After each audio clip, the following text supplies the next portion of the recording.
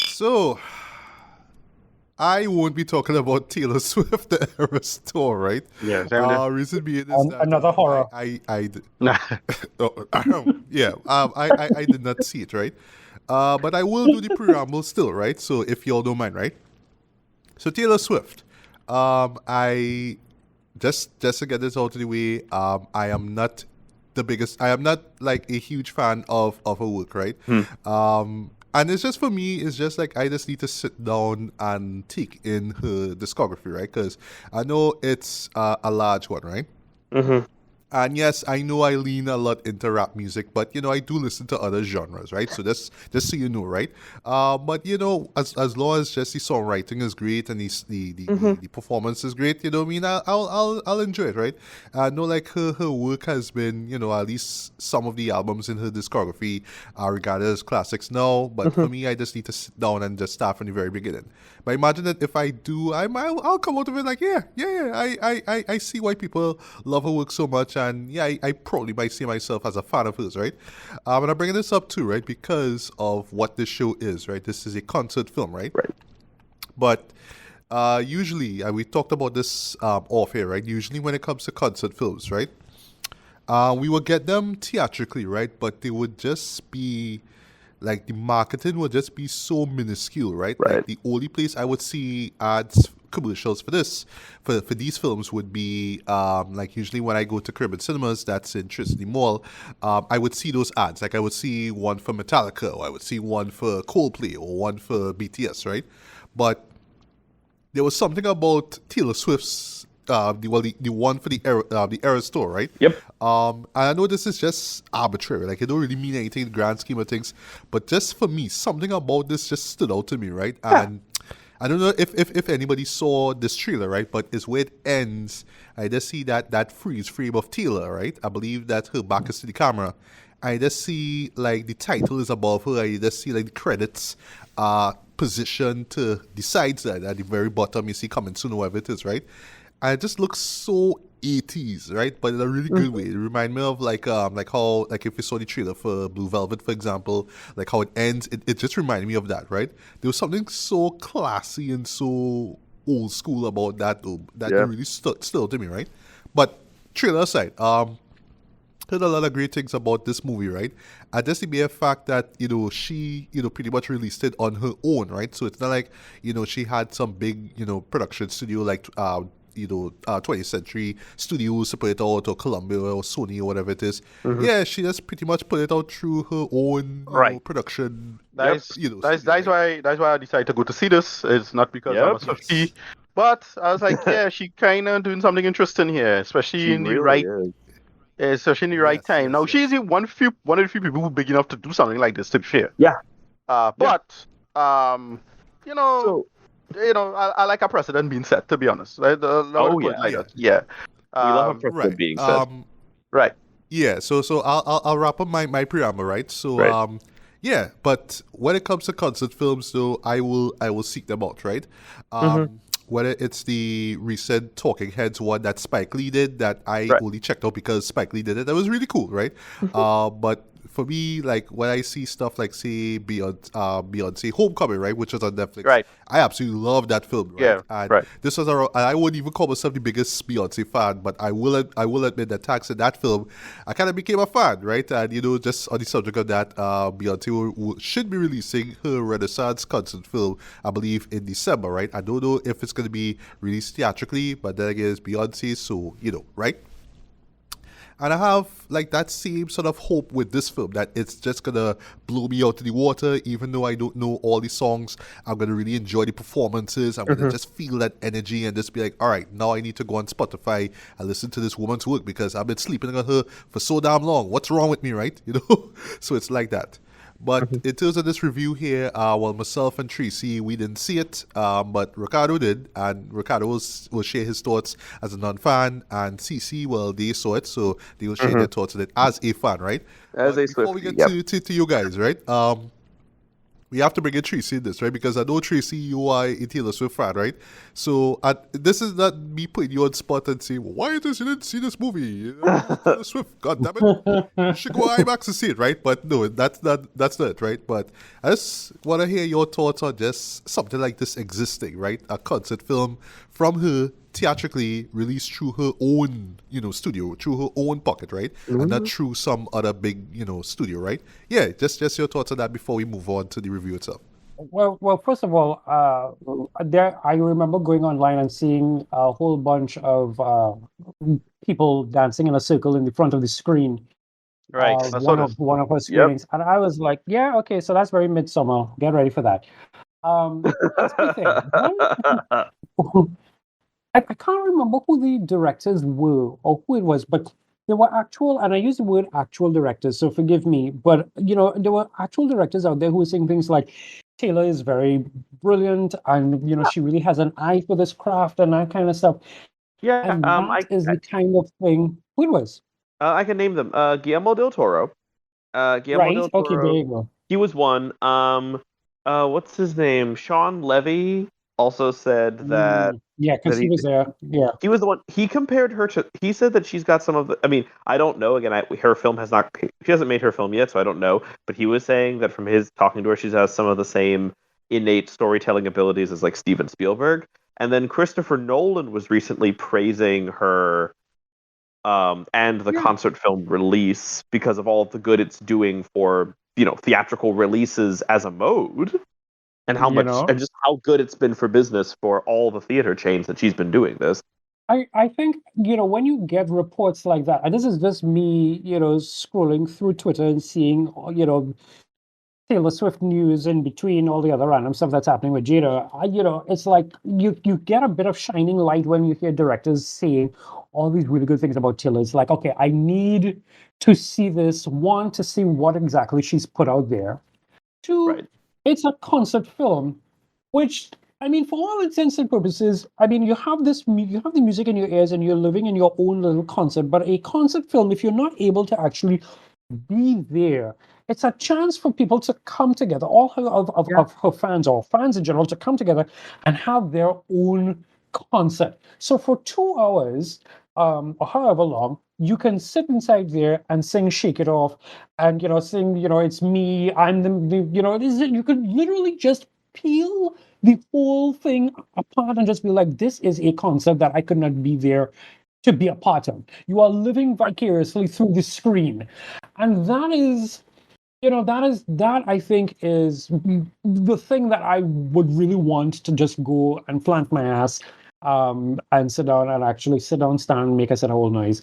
For now, life being what it is, and my clients being what they are, I haven't actually been able to see it. So I'm going to defer to you guys in terms of it. But I will end with this. I do remember when Shake It Off came out, I had that in my phone, my other phone, and I'm in Marabella, Massey, which is a supermarket for those of you who are not in Trinidad.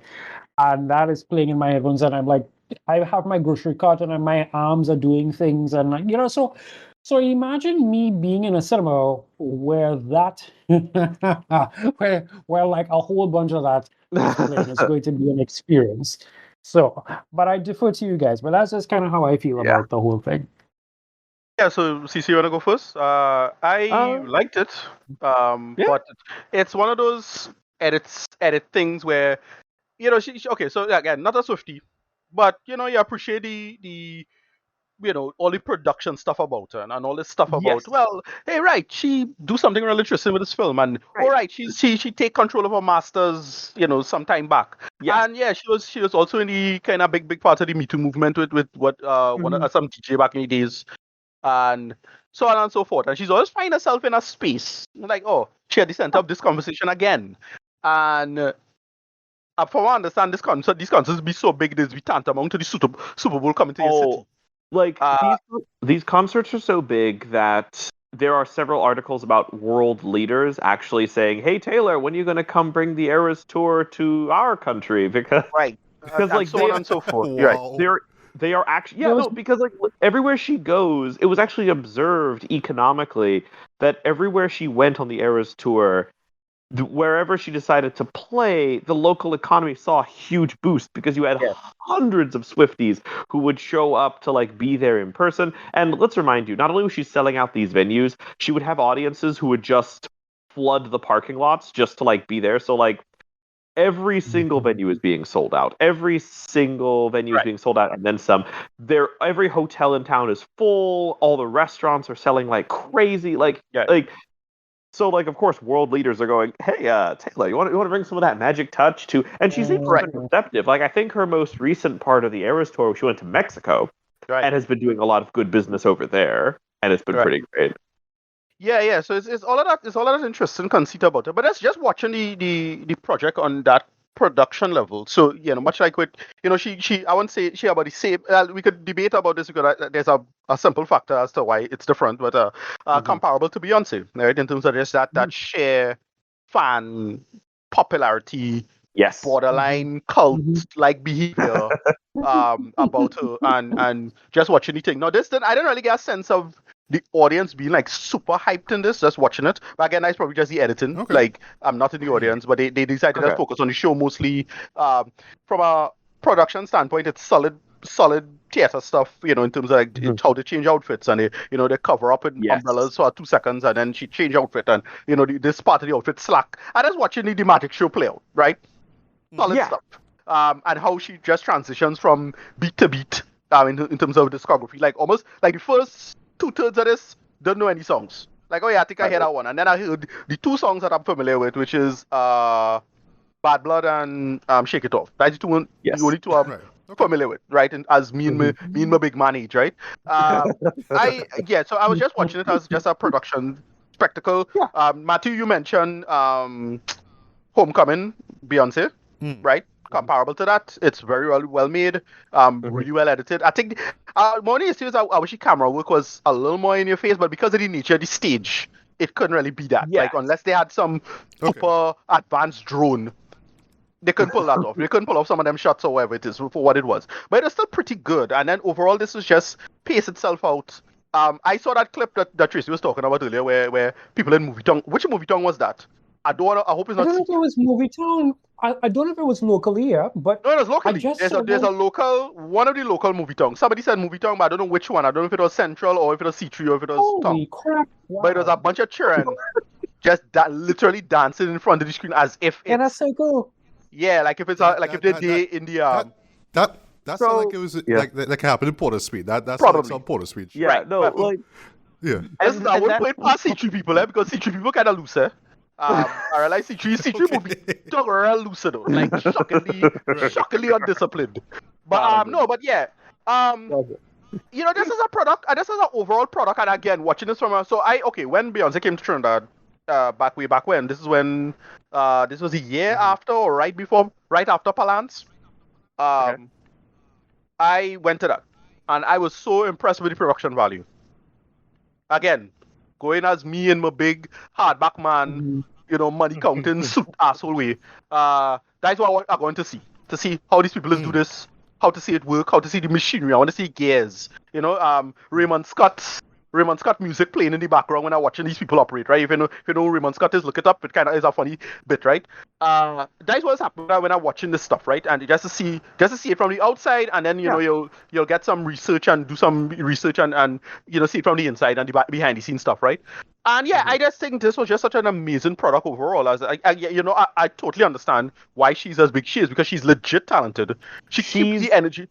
Aggressively intelligent. Like, I think right. One of the things about the Eras Tour in particular and this movie is that she apparently because the Eras Tour is, I think, so I don't know. I would need to look at the numbers for how successful the Eras Tour is in the history of concert tours. Some people have been saying it actually was pretty high, and it's because she did a really smart thing where it wasn't just her newest album. It was, hey, I've been doing this since 2006. There are fans I have now who are adults, but I've also always got new fans coming in. And so this tour is going to be a celebration of my almost 2 decades of doing this, essentially. Right. Which I think was really smart because errors. That's why it's called errors. Exactly. Yeah. No. Yeah. It's the thing that's so. It reminds me a little bit of the what was that concert? The one that like MCR came back. When we were young, I think it was called.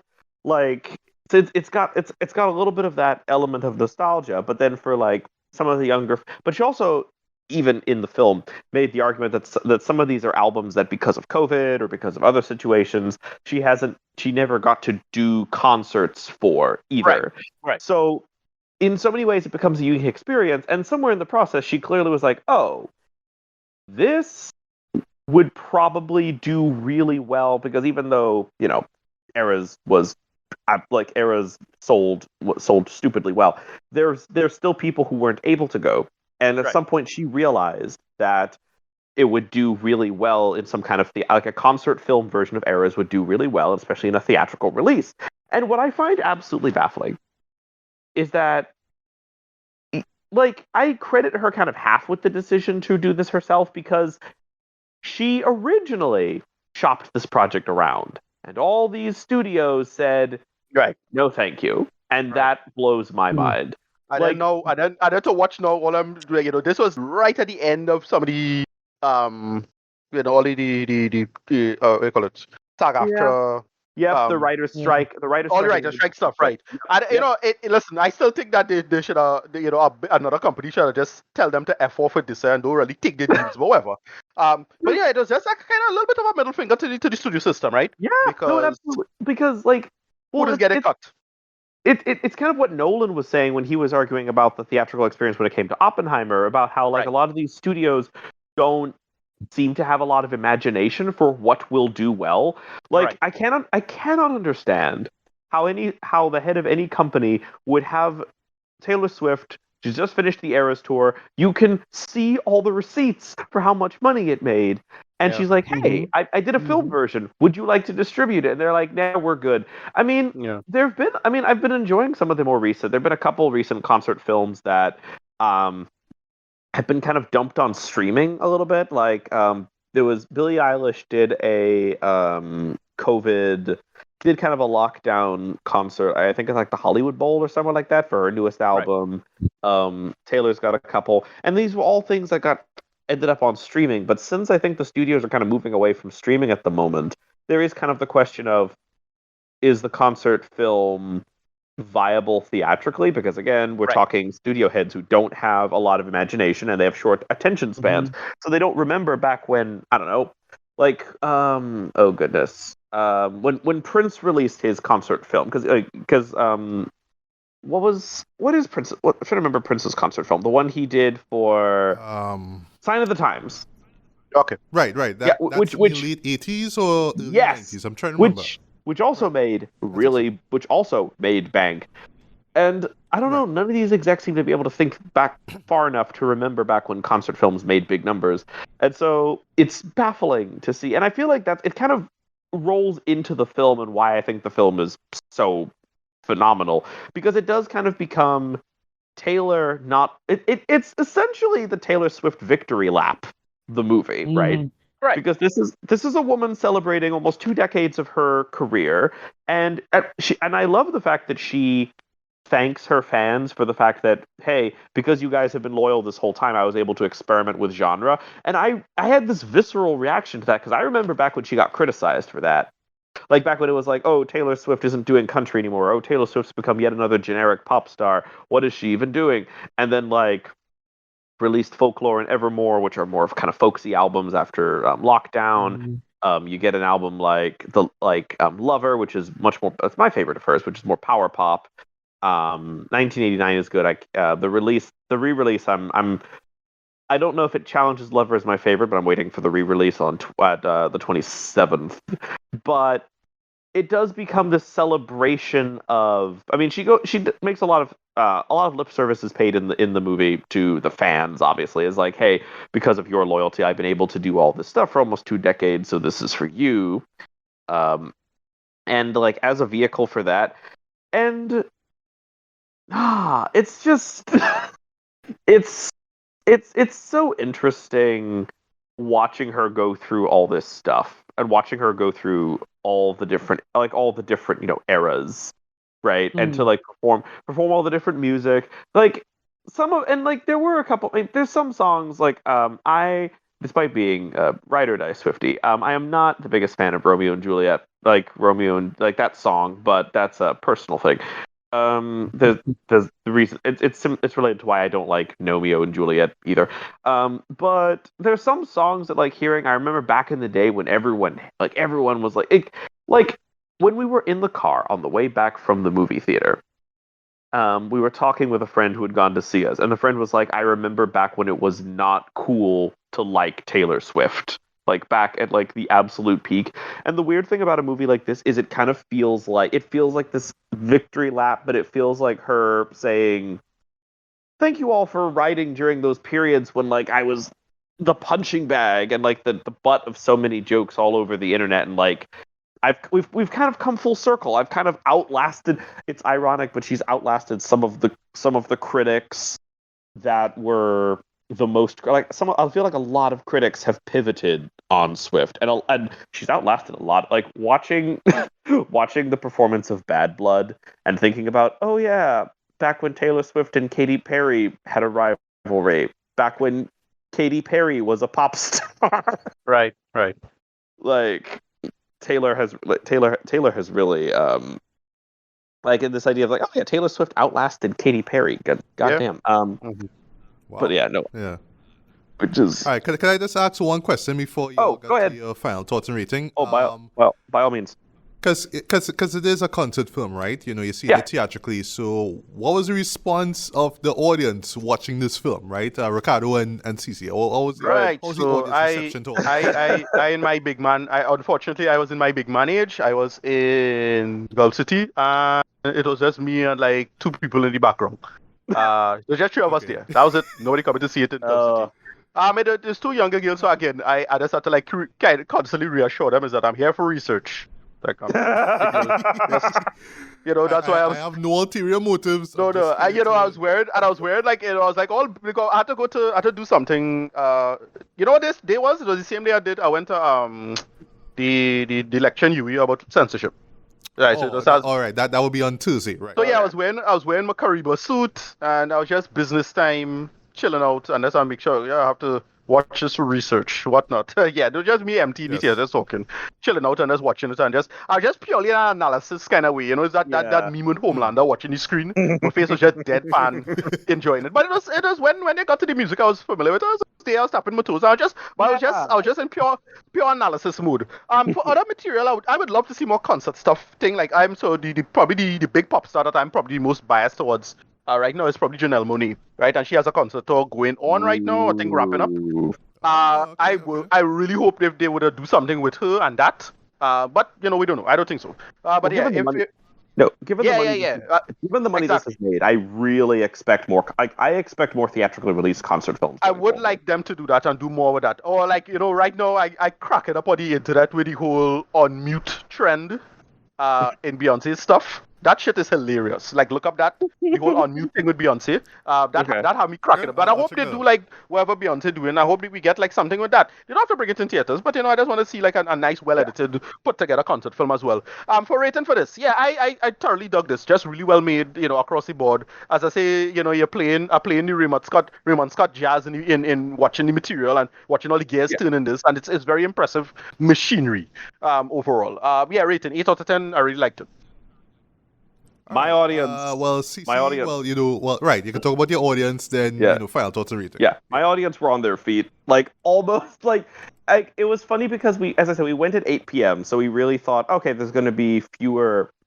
We thought there were going to be like fewer like girls in particular. Because Taylor Swift, I don't know. Taylor Swift's fans are. Some of the oldest ones I know are in their 40s, and some of the youngest I know are like 8. So we really thought that getting an 8 p.m. screening would mean that we would get mostly like kind of older fans. That was not the case. We did like it was funny, and it was also funny. Like the theater we went to, half of the screens they had playing the Eras tour, and they were still having a pretty constant stream of like people coming in, people leaving, and then freshly like our theater. They ended the screening and they ended the first screening at like 3:50, I want to say, and then gave those poor theater workers like 10 minutes to like clean the place, and then the second screening started more at 4. But and we did have to kind of, and like those of us who had arrived, who had pre-booked tickets and had arrived early, had to kind of wait as like this stream of people from the screening right before us all came out, and then we could all go in. And no, everyone was on their feet the whole time. There were people like, maybe not as much, like there was definitely singing among like a lot of the younger fans that came, but and there were people dressed up evoking different eras. Right. A big thing that's been going on with the screening has been the bracelets, which is the imagery that the film itself even evokes. There were a couple songs where people did the cell phone lights thing. Right. In the middle of the theater, which in a theater, normally I would have problems with that because you have light directly up on the screen, but then otherwise it's like, okay, no, this is part of I appreciated the film's, like, the way the film is sound mixed. Editing could be a little stronger, obviously, but the way the film is mixed, it does feel like the attempt is mostly to recreate that concert experience for you as much as possible, and like almost to the point where like music clarity is sacrificed a little bit for crowd sounds, which I think right.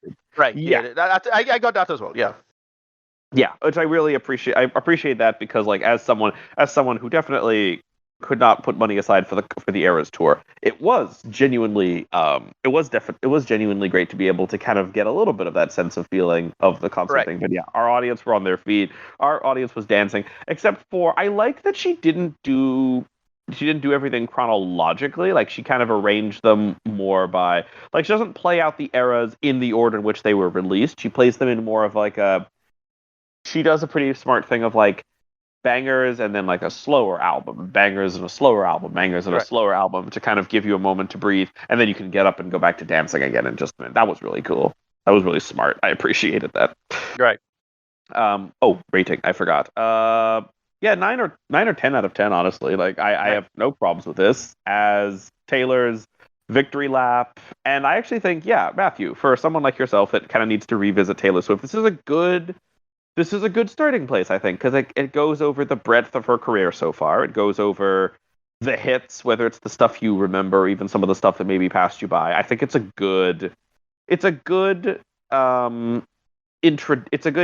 for those of us who are already fans. It's a cool celebration. I think for newcomers, it's more of like a good introduction, and then depending on whichever era pick takes your fancy, it's like, oh, okay, then you can go listen to the rest of that, if that makes sense.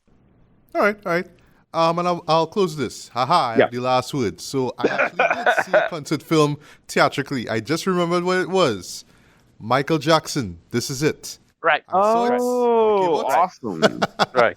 I actually had the soundtrack at a point in time. well done. I enjoyed it. And, when you brought up, putting the cell phone in the ear, CC, I remember when Michael performed I Just Can't Stop Loving You.